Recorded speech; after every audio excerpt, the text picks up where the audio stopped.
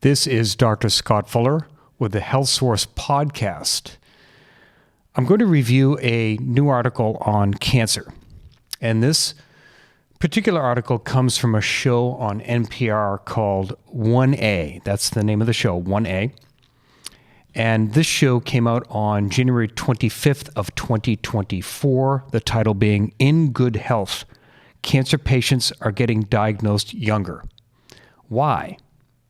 So that's the name of this particular show. The guest host was Jen White.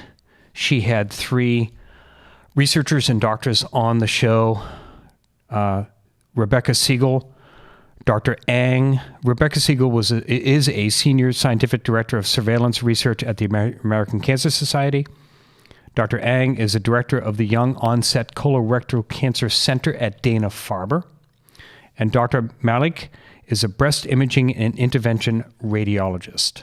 Why am I talking about this? So on my programs and shows, I've been talking about cancer and cancer prevention for over 30 years.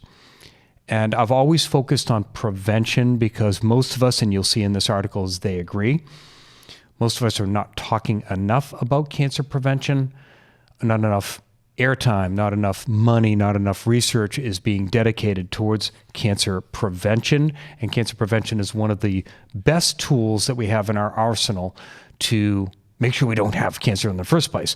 So if you never get cancer, then you never have to deal with all of the treatments. Many of us, and I am included in this, and many other doctors and researchers feel that a vast majority, not all, but a vast majority of cancers can be prevented with certain lifestyle interventions. When we say lifestyle, I want to park on that for a moment so we all understand what do we mean when we say the word lifestyle. And lifestyle means things that you're doing in your day-to-day life that you have control over. And what are those things? Many of you know they are diet, what you're eating and what you're not eating, what you're drinking and what you're not drinking. We know it's exercise, how much you're moving your body or not. We know it's sleep, stress, supplements that you may or may not take, taking care of your spine, alignment, and posture, which has impacts on the function of nervous system, sympathetic, parasympathetic, and characteristics, and so forth. Water intake, and other fluids that you decide to drink and not to drink. So these are the lifestyle factors. And then you're going to see in this article, there was a person who wrote in or called in and talked about a cancer cluster. After they were diagnosed with a cancer, they found in their area where they lived, there was a cancer cluster. And I'm recording this in Woburn, Massachusetts. And there was cancer cluster here. As a matter of fact, a movie was made about it because there was leakage of contaminants into well water. So these are issues as well. There are environmental concerns that some of which we can control and some that we cannot. So the purpose of this particular show, In Good Health, Cancer Patients Are Getting Diagnosed Younger, was higher rates of people getting diagnosed with cancers under 50, under 40, and so forth. Okay. So some of the answers, this is Dr. Ang beginning to answer the question. We suspect that the primary reason for cancer rising in young people is related to some combination of environmental exposures. Now, environmental exposures is also including our lifestyle. Okay, it's not just environmental exposures of what we're breathing and what we're drinking, but more on that in a moment. The increases, this is important now, this is a really important point. The increases that we're seeing in these young people follow what we call a birth cohort effect, where it varies by generation.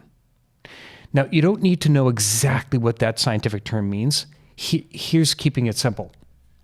It means that you cannot have a genetic epidemic. So if you all of a sudden in 1 or 2 generations have a massive rise in something, it's not because the genes decided to go haywire in 1 generation or another generation. There has to be other reasons, hence the points that I'm making already. That usually signifies a recent change in the environment as the major contributor. We do know that stomach cancer and colon cancer are very strongly linked to diet and lifestyle factors, as well as obesity. Well, obesity is linked to diet and lifestyle factors, so we don't even have to segregate obesity over there. We just have to say the words diet and lifestyle. Well, diet is part of your lifestyle, so we're back to lifestyle. Again, those controllable things, the things that you can change in your life that you can do each day. Healthier nutrition, more regular exercise, including strength training, drinking more water, don't drink any calories, reductions in chronic stress, in particular chronic stress, taking certain supplements if you discuss that with your doctor, really looking at your sleep habits and what you can do there, taking care of your spine and your nervous system. All of those things are the controllable things. And if we all focused on that, we would see, I believe, a big drop in cancer as well as other chronic diseases. So a lot of research, this is Dr. Ang speaking again, a lot of the research that has been out there is focused on these particular diet and lifestyle factors to see whether there is a link. And there does seem to be an association.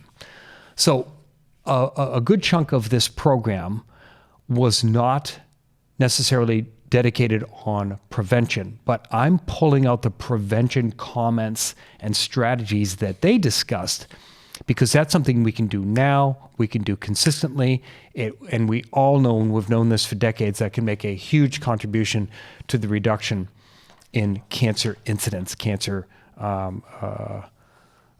rise in cancer numbers.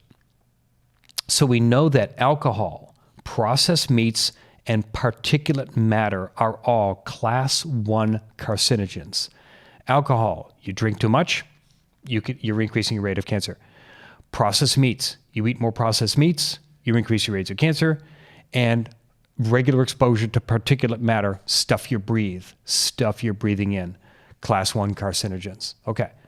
Two of those are super controllable. Alcohol, I believe this as well as many other doctors do.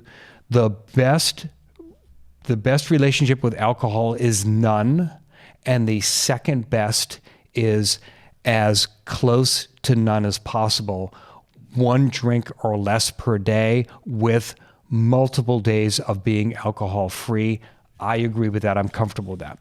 Particulate matter is something that is somewhat you can have an effect on depending on where you decide to live. A big city in the middle is going to have probably more particulate matter than living somewhere else, and where you are in the world, and so forth. So there's some controllable things. You could even do air purification if you wanted to. These are things that a lot of people are exposed to. So even if people aren't drinking and they don't eat meat, or they eat a plant-based lifestyle, for example, we know that with climate change, particulate matter is exposed to everyone. So there's the climate stuff. So there is a relationship there. And I believe, I don't know for certain, as Dr. Malik is talking about this, when the reference here is in climate change, we're not talking about the earth getting hotter necessarily, but climate change means we're dumping more stuff into the air. We burn stuff and then it goes into the air, right? Whether it be factories and buildings and houses and cars and transportation, all that kind of stuff. So that's what that means. Not necessarily just the rise in temperature. Okay. Now here's the other one on plastic. This is Dr. Malik speaking. So, and so that could be causing increased rates of both breast and colon cancers. We also know that plastic exposure, BPA, is an endocrine disruptor. And with breast cancers being related to estrogen and progesterone in the body, this could also be causing increased rates of breast cancer as well as obesity. So some obesity is being related to plastic exposure.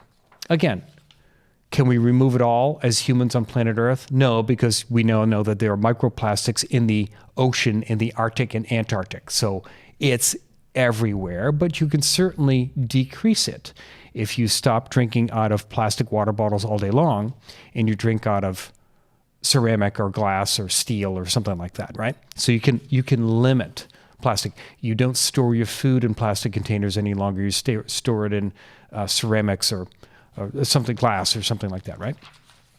So you can reduce that. That's somewhat under your control.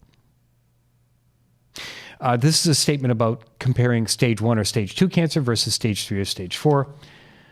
The vast majority of people that are actually eventually diagnosed with, for instance, colorectal cancer in this particular case, is usually stage 3 or stage 4. We do know that the more advanced stages of colorectal cancer are less curable than if somebody was diagnosed with stage 1 or stage 2. Stage 1 or stage 2 is early, not as far down the road as compared to stage 3 or stage 4. So this does highlight the importance of, here's the words that I highlighted, cancer prevention. And then the second part is trying to accomplish early detection. So again, they're bringing up consistently and frequently in this program the importance of cancer prevention is significantly reducing your risk. Okay, so they took a question in from someone who asked, what can people do to prevent cancer in the first place, which we're already talking about here, especially for cancers of the digestive system like colon cancer? Could they be prevented by diet and lifestyle factors? It seems in our country there's often too much emphasis on treatment. Now, that was a question that came in from the audience. Okay, so this is the beginning of the answers, which I appreciated this. This is from, this is Jen White, the host, speaking, and not enough prevention. Dr. Ang, you touched on a couple of lifestyle things that could affect the likelihood of developing gastrointestinal cancers, but there are any other things we should keep in mind? Dr. Ang, yes, there are. And I think that question is really on point. It's really important to try to adopt healthier diet and lifestyle behaviors to try to decrease as much as possible an individual's risk of developing cancer down the road. And some of these recommendations including, here's the list now, here's the list. Not smoking. It's clear. Just don't. Knowing that from my family, my father died at age 58, and he was a chain smoker, and he couldn't stop, and he died of lung cancer, okay? So don't do that. Not drinking alcohol. And again, I agree with that. The best choice with alcohol is none, or the next best choice is very little and not daily. Maintaining a normal body weight. Now, maintaining a normal body weight, as you know, takes a few factors. You need good sleep. You need to eat good things. You need to get that regular exercise. You need to reduce your stress. You need to, even they talked about reduce your plastic exposure and so forth, with all of those factors of maintaining normal body weight.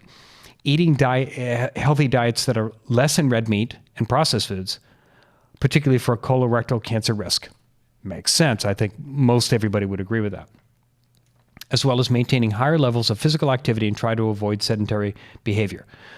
With these combination of healthy diets and lifestyles, a significant proportion of colorectal cancers may be able to be prevented. Again, that's from the 1A show, which is on NPR. The date of that show was January 25th of 2024. In good health, cancer patients are getting diagnosed younger. Why? Hopefully we did a good enough job to know a lot of the reasons why. I'm Dr. Scott Fuller. Please join me again.